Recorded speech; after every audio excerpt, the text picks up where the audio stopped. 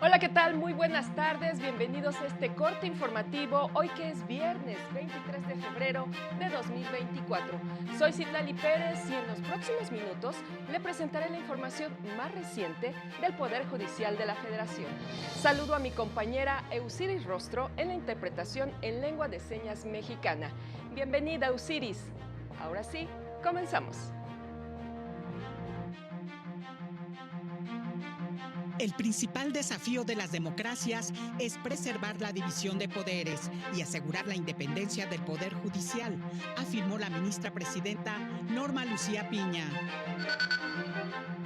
Las comisiones de atención a víctimas deben pronunciarse de oficio si procede la reparación integral a víctimas indirectas de violaciones a derechos humanos.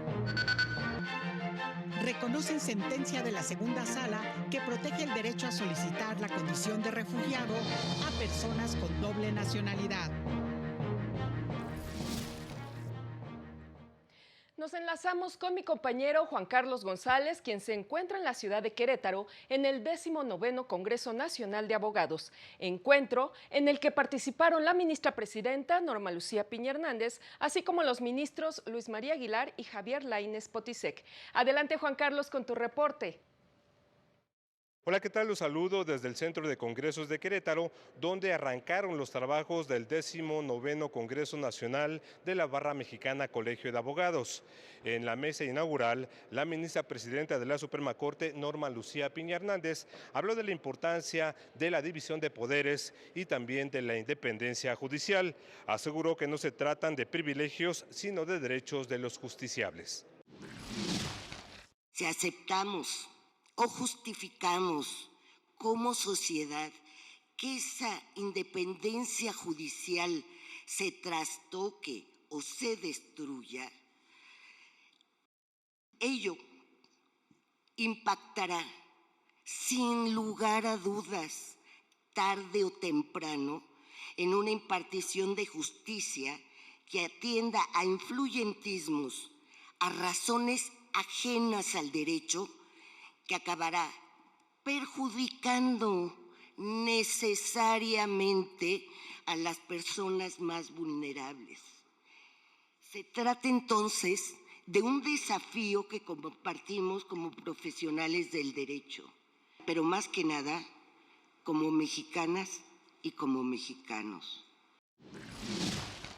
La ministra presidenta también habló del diálogo que debe existir entre poderes. Y como sociedad debemos tener muy claro que en una recta interpretación de nuestra Constitución no debemos confundir nunca la colaboración y el diálogo entre los poderes del Estado con la subordinación del Poder Judicial Federal frente a los otros poderes.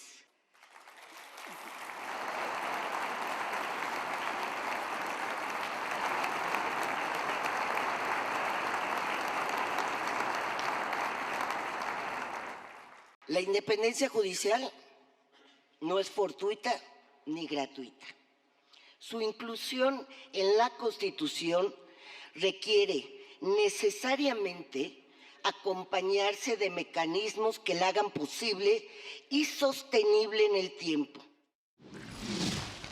El ministro Luis María Aguilar Morales también habló de independencia judicial, del número de votos que se requieren para que el Pleno de la Corte pueda invalidar leyes y del procedimiento para la designación de ministros.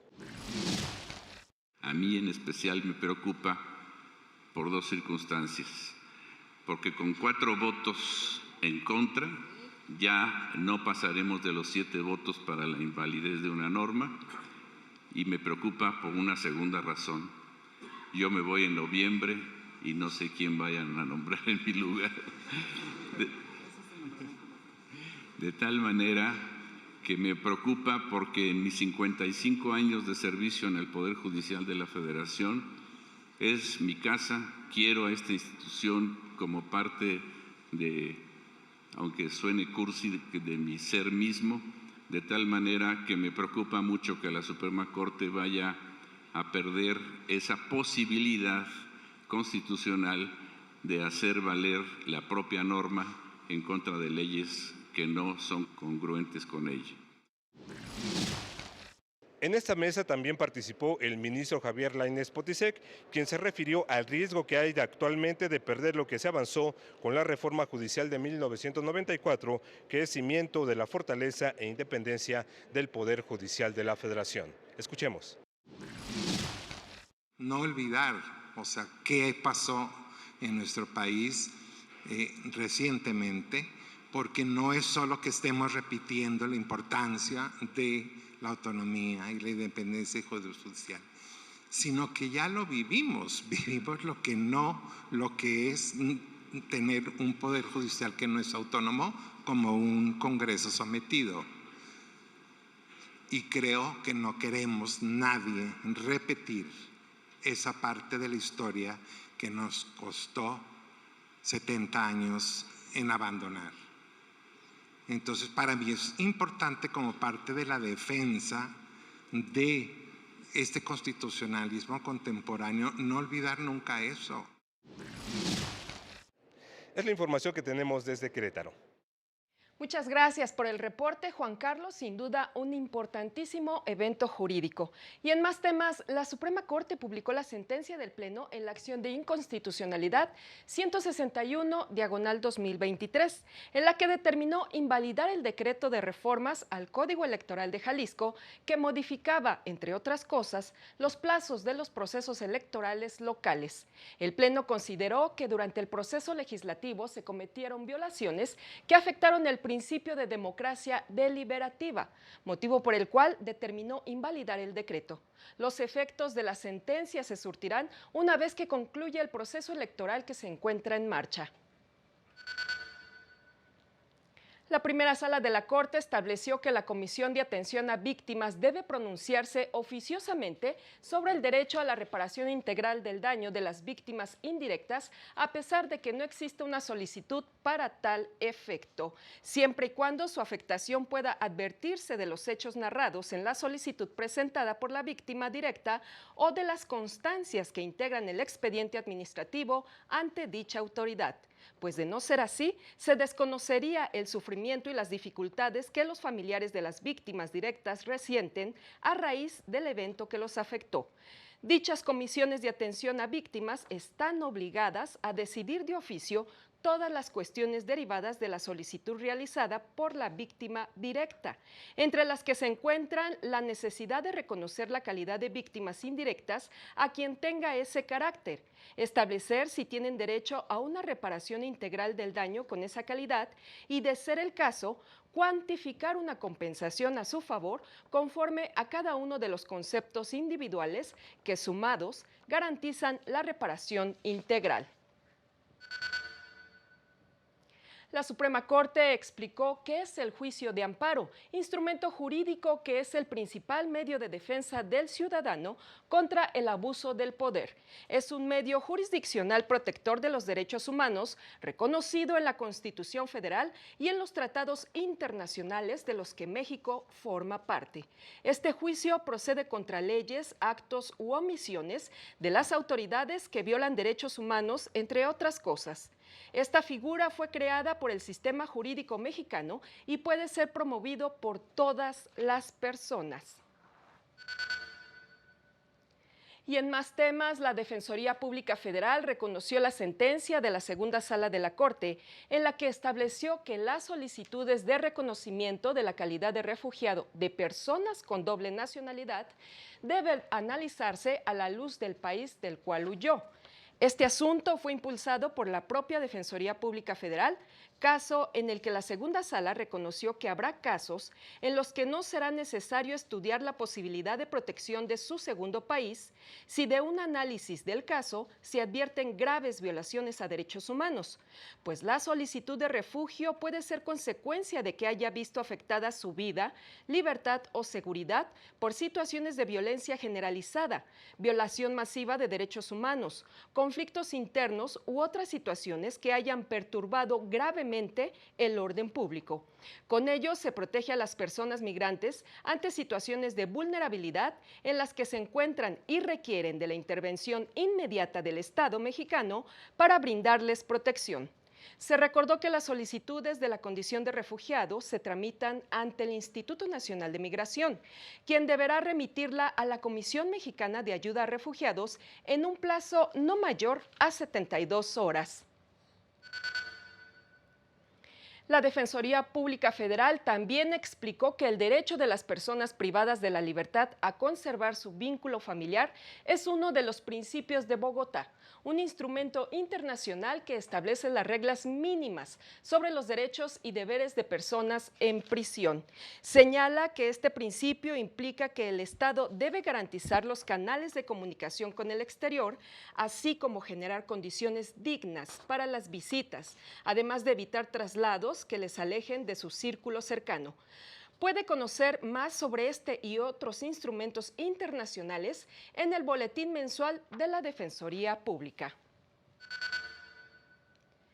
Y en más noticias, el tercer tribunal colegiado en materia de trabajo del primer circuito determinó que es obligación de la Junta solicitar a la Procuraduría Federal de la Defensa del Trabajo la defensoría pública gratuita a favor de la persona trabajadora que lo requiera, para garantizar su derecho a una defensa adecuada, porque el derecho a ser asistido por una persona experta en la materia de que se trate ante un tribunal aplica a cualquier rama del derecho en la cual participe un grupo vulnerable, como sucede con un trabajador, máxime si se trata de un adulto mayor. Pues de acuerdo con la Ley Federal del Trabajo, las juntas tienen la facultad de ordenar de oficio el desahogo de las diligencias que estimen necesarias para el esclarecimiento de la verdad. Y de acuerdo con la misma ley, la Procuraduría Federal de la Defensa del Trabajo tiene la obligación de asesorar o representar al trabajador y su sindicato ante cualquier autoridad. Ante ello, cuando se advierta una indebida o falsa representación que no garantice una defensa adecuada al trabajador, las juntas deben ordenar las medidas necesarias para que sea debidamente asesorado en el juicio. Momento de una pausa, no se vaya porque le tenemos más información.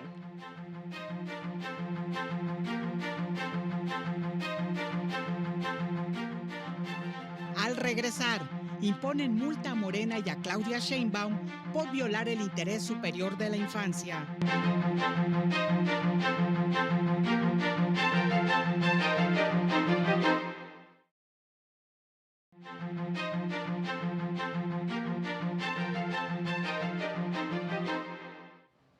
Gracias por continuar con nosotros en este corte informativo. Le tenemos, por supuesto, más información. La Sala Regional Especializada del Tribunal Electoral impuso 2 multas a Morena por no hacer mención de la calidad de Claudia Sheinbaum como precandidata a la presidencia en 2 spots de televisión, así como por la omisión de señalar de manera auditiva que dicho promocional es dirigido a militantes del partido. Hizo una interpretación conforme, con perspectiva de discapacidad, de las normas constitucionales y convencionales sobre derechos humanos y las que rigen la elaboración de la propaganda política electoral. Y se concluye que con el propósito de garantizar sus derechos, en particular el derecho a recibir información integral y veraz que les permite emitir un voto libre, consciente e informado, los promocionales de precampaña deben señalar con claridad, por medios auditivos y visuales, a quienes se dirige el mensaje.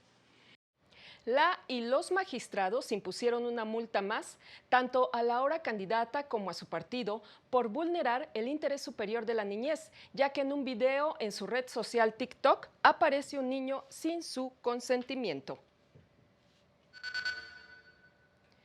Por su parte, la Sala Regional Guadalajara ordenó al Tribunal Electoral de Sinaloa estudiar la demanda que había desechado interpuesta por una persona de la comunidad indígena Lloreme Mayo en la misión El Fuerte para controvertir los lineamientos del Instituto Electoral Local para la postulación de candidaturas indígenas. En el mismo sentido, revocó una resolución del Tribunal Electoral de Nayarit con la que se había desechado la demanda de la presidenta municipal de Bahía de Banderas en torno a los lineamientos para el registro de candidaturas. En específico, el requisito de separarse del cargo con 90 días de anticipación a la jornada electoral. Debido a que es una presidenta municipal que pretende reelegirse y por ende el acuerdo que establece el deber de separación del cargo 90 días antes del día de la elección, pues es un acuerdo que directamente podría afectar o no, eso habría que determinarlo, su derecho político a participar en la postulación para un segundo periodo consecutivo. Y la Sala Regional Ciudad de México confirmó los lineamientos del Instituto Electoral de Morelos para el registro de personas en grupos de situación de vulnerabilidad en la entidad, al determinar que fue incorrecta la resolución del Tribunal Electoral Local que había revocado los lineamientos, pues no justificó de qué manera estos vulneraban el Código Electoral. En lugar de ordenar a la responsable emita una nueva determinación, esta sala regional debe analizar en plenitud de jurisdicción los planteamientos formulados en la instancia local, esto por la cercanía del periodo de registro de candidaturas. Así, en plenitud de jurisdicción, la consulta propone confirmar en lo que fue materia de impugnación los lineamientos cuestionados. Por otra parte, también confirmó las acciones afirmativas del Instituto Electoral de Puebla en favor de grupos de la diversidad sexual para las candidaturas a diputaciones y negó que se incluya la obligación de incluir a este grupo en las postulaciones por mayoría relativa. Y la Sala Regional Toluca confirmó el acuerdo con que el Instituto Electoral de Querétaro emitió los lineamientos para el registro de candidaturas en el actual proceso electoral y que había impugnado Morena por presuntamente invadir su derecho de autoorganización. Aclaró que si un candidato se presenta para ser reelecto y no está formalmente afiliado al partido que lo postuló inicialmente, su postulación se considerará a favor del partido con el que estaba vinculado al momento de su inscripción como nuevo candidato. Sin embargo, ello no genera obligaciones o derechos partidarios, ya que su aplicación se limita a la manera en que se contará el eventual triunfo de las candidaturas en reelección. La sentencia cuestionada no transgredió el principio de congruencia, al fundamentarse en una interpretación legal y jurisprudencial que vincula la afiliación con el grupo parlamentario al que pertenece un legislador. Por otro lado, porque los agravios relativos a la invasión de competencias y de autonomía de la voluntad personal son inoperantes por reiterativos, además de partir de premisas incorrectas.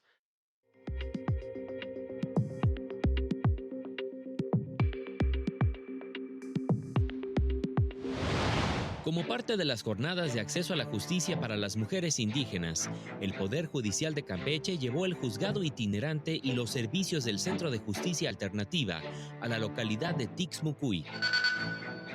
El Consejo Nacional de Humanidades, Ciencia y Tecnología apoyará al Poder Judicial de Zacatecas en la creación de software y aplicaciones para iniciar el tránsito a la justicia en línea y la planeación de proyectos estratégicos. La magistrada presidenta del Poder Judicial de Oaxaca, Berenice Ramírez, se reunió con representantes de la Oficina de la Defensoría de los Derechos de la Infancia, con el fin de impulsar la perspectiva de infancia a través de cursos de capacitación. Se llevó a cabo la 5ª Jornada de Cultura Jurídica Comunitaria y de Paz del Poder Judicial de Querétaro, en el municipio de Huimilpan, para acercar a las personas a los métodos alternativos de resolución de conflictos y fomentar la prevención de la violencia de género. Para el canal del Poder Judicial de la Federación, Jesús Daza.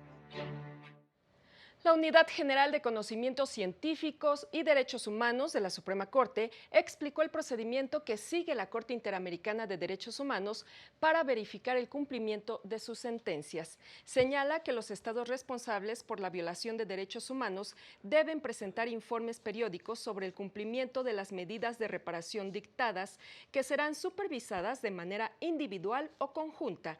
Estos informes serán revisados por representantes de las víctimas y por la Comisión Interamericana de Derechos Humanos para que presenten observaciones. La Corte Interamericana podrá convocar a nuevas audiencias para conocer más sobre el cumplimiento y emitirá una resolución en la que determinará si hubo un cumplimiento total, parcial o nulo. En este último caso, podrá informar a la Organización de Estados Americanos para solicitar medidas que logren el cumplimiento. Así llegamos al final de este corte informativo. Soy Citlali Pérez. Lo invito a mantenerse en la señal del canal del Poder Judicial de la Federación. Esta noche a las 19:30 horas nuestro avance informativo y más tarde 8:30 en punto el noticiario. Este sábado a las 18:30 horas no se pierda Semanario Judicial, resumen de noticias del Poder Judicial de la Federación, con su repetición el domingo a las 10:30 de la mañana. Gracias por su atención, que tenga una excelente tarde. Hasta pronto.